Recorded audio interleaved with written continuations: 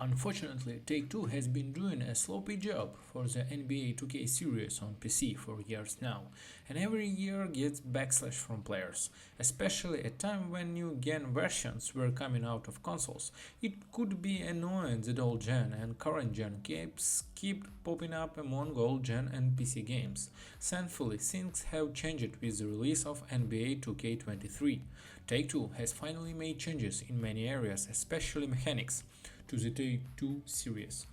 However, NBA 2K23 continues to be the focus of criticism, especially from the player community. However, I will state my thoughts about the reason for this at the end of the article. First of all, it is worth noting that this game is an updated version of console version produced a year ago.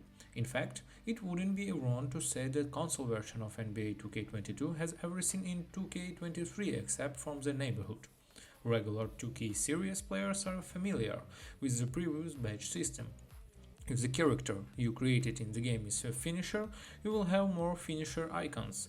This way you will have a lot of high-level icons. Plus, you wouldn't have to sacrifice many other abilities. NBA 2K23 is very secretive when it comes to icons, regardless on the orientation of your player.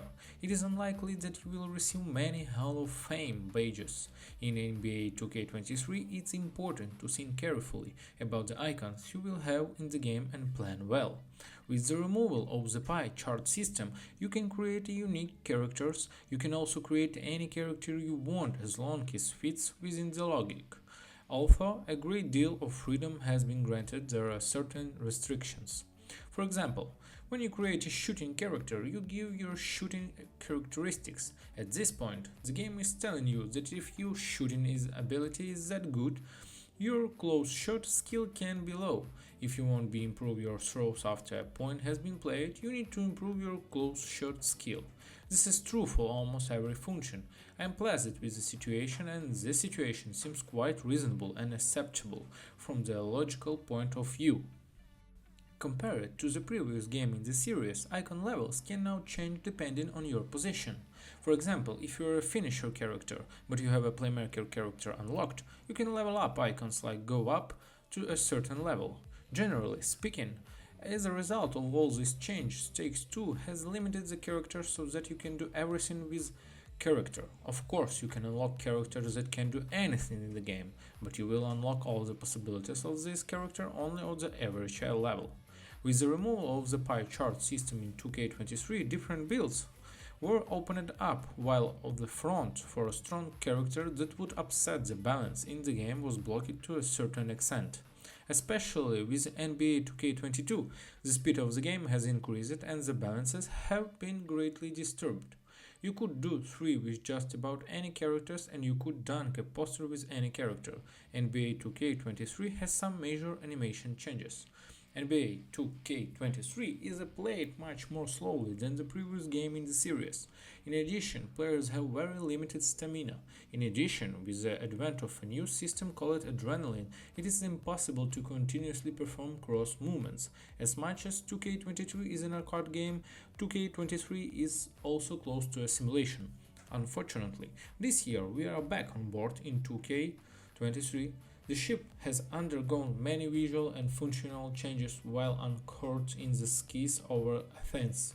However, the lack of the street theme is frustrating for PC players. I hope next year we will get rid of ship concept.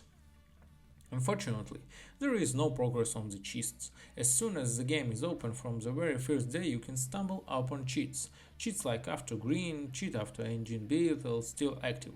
Players who are level 40 from the first week reach 99 game points but actually have 60 points, money, cheat and more. This year animations in the game are quite stable and acceptable. Paces are slow and don't go well if you do not pay attention. Stealing the ball from your hand is also much easier than last year.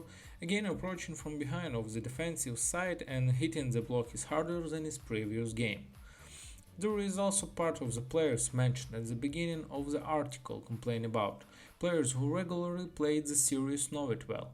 A certain cutting game was played, which we call dribbling. Dribbling with NBA 2K there is no longer possible. Moreover, Shooting is now much more difficult and more difficult. As long as you can green on the shot bar, your hit rate is bound to be low. On the other hand, catching the green in the shooting lane is more difficult than it used to be.